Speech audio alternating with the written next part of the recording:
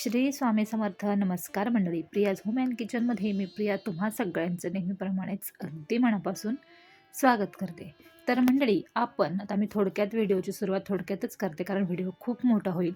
तर आजच्या व्हिडिओमध्ये आपण संपूर्ण घराचं वास्तुशास्त्र पाहणार आहोत.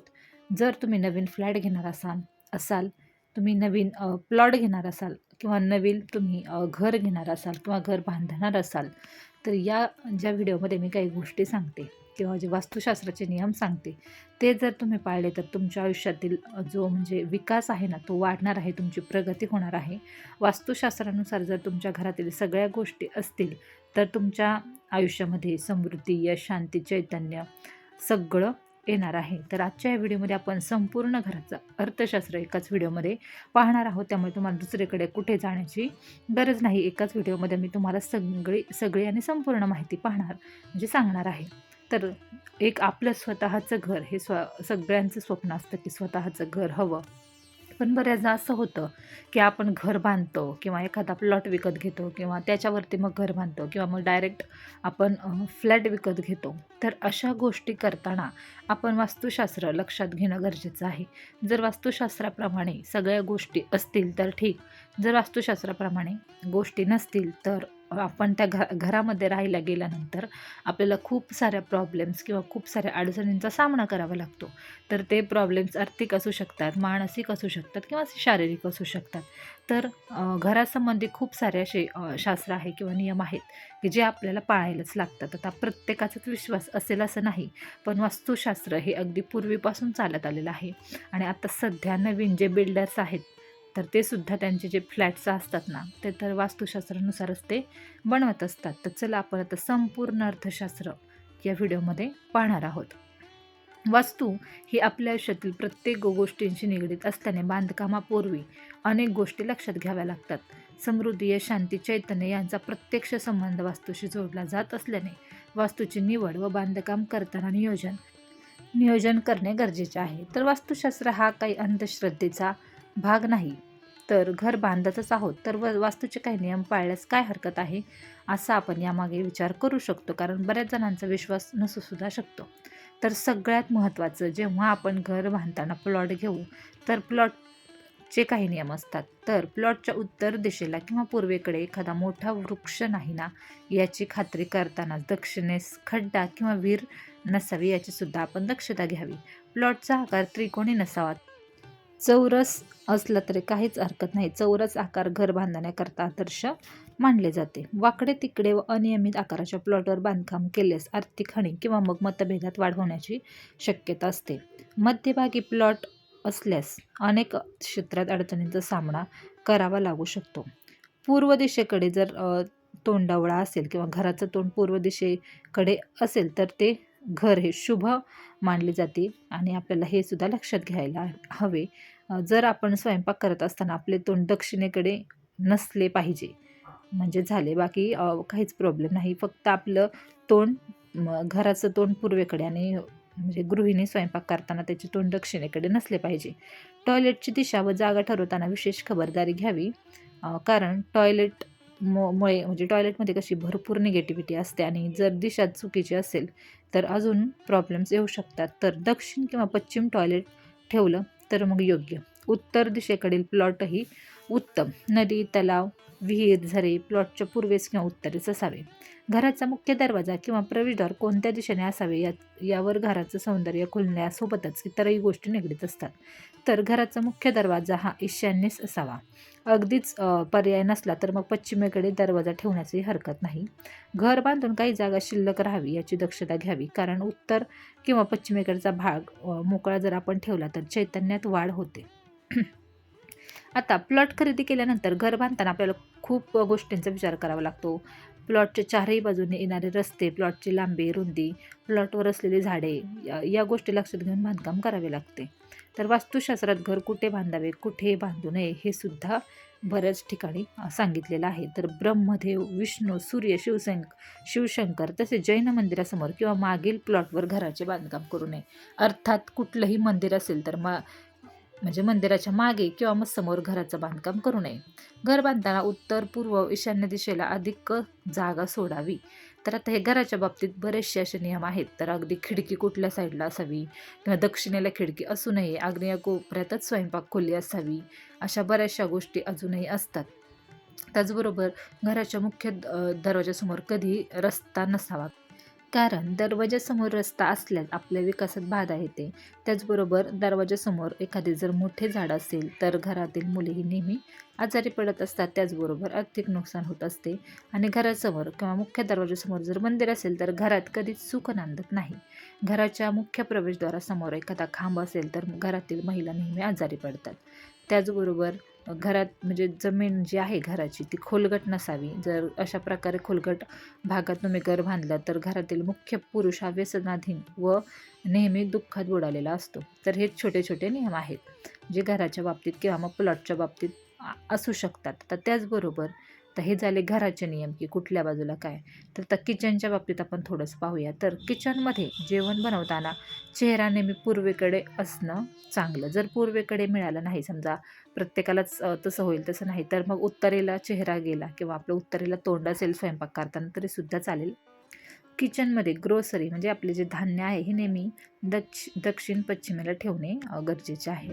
किचनमध्ये क्रोकरी जी आहे ती पूर्व उत्तर भागात ठेवावी. आणि कुठलाही म्हणजे थोडाफार डाळ तांदूळाचा वगैरे काही साठा असेल तर तो मग वायव्य दिशेला आपल्याला ठेवता येऊ शकतो. त्याचबरोबर फ्रीज हा नेहमी किचनच्या आग्नेय भागात तुम्ही लावू शकता. किचनच्या वायुवेला एखादी फ्रेम वगैरे असेल ज्यावरती फ्रूट फ्रेम वगैरे मिळतात ना, तसे लावले तर छान पॉझिटिव्हिटी आपल्या मनामध्ये येते. फ्रीजवर कुठल्याही प्रकारचं सामान ठेवायचं नाही. तर हे झालं किचनच्या बाबतीत थोडंसं. त्यानंतर आपण घरातील म्हणजे फरशीच्या डिझाईन्स वगैरे त्याच्याविषयी थोडंसं पाहूयात. तर टाईल्समध्ये फुलांचे किंवा फ्रूटचे डिझाईन लावणे, डल भिंती आपल्याला घरात नको असतात. घराला नेहमी लाईट कलर करावा किंवा हॉलमध्ये टाईल्स लावाव्यात. घरात कोणत्याही रूममध्ये म्हणजे अशी मार्बलची लादी लावू नये किंवा मार्बल लावू नये. परफेक्ट ईशान्येला देवघर आला तर देवघर मार्बलचीच बनवा किंवा त्या भागातच मार्बलची स्टाईल्स लावा. मार्बलची लादी घराला लावली तर सतत हेल्थ प्रॉब्लेम्स चालू राहतात. तर आता बेडरूमचं पाहूयात आपण. तर घर मालकाची बेडरूम ही नेहमी नैऋत्य दिशेला असावी. मास्टर बेडरूमच्या वायव्य भागात अनेक वेळा राधाकृष्णाचा फोटो ठेवायला लावतात. का तर मग नवरा बायकोमध्ये वाद निर्माण होतात ते कमी व्हावेत म्हणून. पण त्याऐवजी जर आपण अगदीच जर घरात फोटो ठेवायचा असेल तर त्या घरातल्या नवरा बायकोचा दोघांचा हसऱ्या पोजमधला त्यांना आवडणारा फोटो जरूर लावावा. कारण त्या आठवणीने त्यांच्यातला दुरावा कमी होतो. तर आता मुलांच्या बेडरूमचं आपण थोडंसं पाहूया. कारण मुलांच्या बेडरूमचं सुद्धा अभ्यासाच्या दृष्टीने जर आपण केलं तर खूप छान त्याचे रिझल्ट मिळतात. मुलांनी अभ्यास करताना नेहमी पूर्व दिशेकडे पाहून अभ्यास करणे गरजेचे आहे. त्यांच्या रूममध्ये क्रिकेटपटू इतर खेळाडूंचे फोटो लावले तर चालेल, पण हिरोचे फोटो कधी लावू नका. मुलं लहान असेपर्यंत म्हणजे 4थीपर्यंत कार्टून घरात लावले तर चालेल, पण नंतर नको. कारण जशी मुलं मोठी होतात तसे ते कार्टूनसारखेच बनतात. आपल्याला त्यांना तसे बनवू द्यायचं नसतं. मुलांचा कल ओळखून तसा फोटो लावणे. अगदी म्हणजे मुलांचा विचार केला तर मुलांच्या रूममध्ये स्वामी विवेकानंदांचा फोटो लावणं, कारण ते फोटो खूप आयडियल आहेत, सात्विक आहेत. समजा एखाद्या मुलीला मोठं झाल्यानंतर हिरोईन बनायचं आहे तर तिच्या आवडीचा हिरोईनचा त्यांचं लाईफ खूप चांगलं आहे असा हिरोईनचा फोटो लावायचा. मुलांच्या बेडरूममध्ये सरस्वतीचा फोटो पाहिजे. दररोज गुरुबद्दल त्यांना आदर वाटेल त्या फोटोकडे पाहून. मुलांच्या रूममध्ये भडक रंग भडक चित्र वापरायचे नाही. मुलांच्या बेडवरची बेडशीट ही कार्टूनची नसावी. लहान मुलं असेल तर ठीक, पण 4 वर्षानंतर नाही. मुलांचा सेपरेट पद्धतीने बेड असावा. अगदीच जागा कमी असेल तर बॅक बेडसुद्धा चालू शकतो अगदी. मुलांच्या उत्तर किंवा पूर्वेच्या फ्रंटला शिवाजी महाराजांचा फोटो लावणं किंवा मग भारतरत्न बाबासाहेब आंबेडकर यांचा फोटो लावणं. मुलींच्या बेडरूममध्ये दक्षिणेच्या भिंतीला त्यांच्या चांगल्या पोजमधले फोटो लावणं. तर आता आरसा पाहूयात. तर आरशाचा विचार केला तर आपल्या घरात आरसा कुठेही लावला नाही पाहिजे. जर आरसाच असेल तर त्याला पडदा लावला पाहिजे. कारण आरशात नेहमी बाहेरचे प्रतिबिंब पडत असतात आणि ते प्रतिबिंब हे पॉझिटिव्ह व निगेटिव्ह असू शकतात. जर आरसा बेडरूममध्ये असेल तर बेडच्या समोर आरसा हा कधीच नसावा. बेडरूममध्ये आपण नेहमी आराम मिळावा म्हणून जातो, पण आरसा आपल्याला निगेटिव्ह एनर्जी देत असतो. आता हे लक्षात घ्या, माणूस जेव्हा झोपतो तेव्हा माणूस हा खूप आयडियल असतो म्हणजे खूप प्युअर असतो. तो सात्विक होतो आणि त्यामुळे तो प्रतिकार करू शकत नाही. तो न्यूट्रल पोझिशनमध्ये जातो. जर त्या रूममध्ये आरसा असेल तर त्याची सगळी एनर्जी हा आरसा घेतो. तो आरशाचा गुणधर्मच आहे. आरसा वास्तूसाठी निगेटिव्हच आहे. झोपताना वाईट विचार येत असतील तर तो खेचून घेतो. म्हणून सकाळी उठल्यावरती आरशात कधी चेहरा बघू नये. टीव्हीचा आरसा, टीव्ही बंद असेल तरी त्या काचेत प्रतिबिंब दिसत असते, ते सुद्धा निगेटिव्ह आहे. आरसा बाथरूममध्ये चालेल कारण त्यामध्ये बाहेरचे प्रतिबिंब पडत नाही. आता आपण मुलांच्या अभ्यासाच्या टेबलची जागा पाहूया. तर अभ्यासाची जागा ही उत्तर, पूर्व, ईशान्य भागातच आली पाहिजे. म्हणजे मुलांचे तोंड या दिशांना गेले पाहिजे, कारण ही जागा अभ्यासाला आयडियल पोझिशन आहे. म्हणूनच आपल्याला या भागात लिव्हिंग रूममध्ये जरी असेल तरीसुद्धा मग स्टडी टेबल तुम्ही ठेवू शकता, काहीच हरकत नाही. तर आता आपण घराच्या तिजोरीबाबत वास्तुशास्त्र पाहूयात. तर संपूर्ण घराच्या उत्तर किंवा संपूर्ण घराच्या नैऋत्य दिशेला तिजोरी ही आली असली पाहिजे. या दोन्हीपैकी कुठेही ठेवा, म्हणजे ही दिशा यांच्यासाठी चांगली आहे. उत्तर ही कुबेराची दिशा आहे, म्हणून तिथे लक्ष्मी ठेवावी. लक्ष्मीचं स्वागत करायला हवं, त्यासाठी मुख्य प्रवेशद्वार सुशोभित हवा. उंबरठ्याचं पूजनसुद्धा करायला हवं. जर तुम्ही स्वामीसेवा करत असाल तर नक्कीच तुम्ही दर गुरुवारी हळदीनं उंबरठ्याले पण करू शकता, ज्याचा व्हिडिओसुद्धा आपल्या चॅनलवरती मी शॉर्ट्समध्ये दिलेला आहे.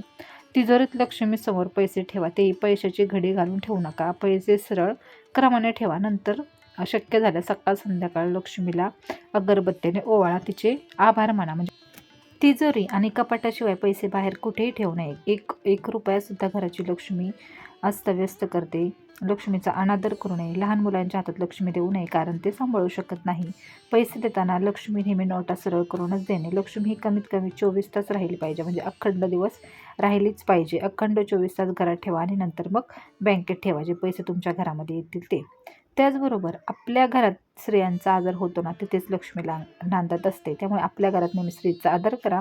दररोज लक्ष्मीचं पूजन झालं पाहिजे. म्हणजे त्यासाठी वास्तूमध्ये रेमेडीज माध्यमातून कॉपरची श्रीयंत्र पती पत्नीने दोघांनी एकत्रितरित्या स्मरण करणे गरजेचं आहे.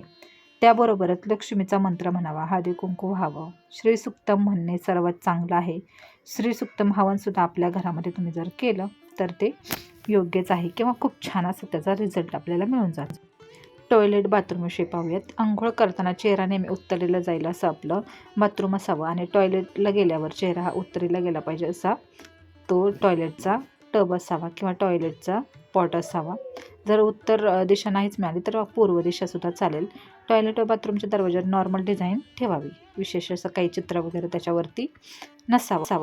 लिव्हिंग रूममध्ये किंवा हॉलमध्ये कधीही जे जंगली प्राणी वगैरे असतात त्यांचे चित्र कधीही लावू नयेत, ज्यांची निगेटिव्हिटी आपल्या घरामध्ये पसरत असते. तर घरातील पाणीसाठा, तर पिण्यासाठी पाणी हे फक्त ईशान्य भागातच ठेवणे घराच्या प्रगती व आरोग्यासाठी चांगलं आहे. पूर्व, उत्तर, ईशान्य भागात पिण्याचं पाणी किंवा भांडी ठेवणे. काहीही झालं तरी आग्नेय भांड्यात पिण्याचं पाणी ठेवू नये, कारण आग्नेय दिशा ही अग्निदेवतेची आहे. जर पूर्व, ईशान्य व उत्तर या दिशा मिळाल्या नाहीत तर मग दक्षिण, नैऋत्य, पश्चिम या भागात पिण्याचं पाणी तुम्ही ठेवू शकता.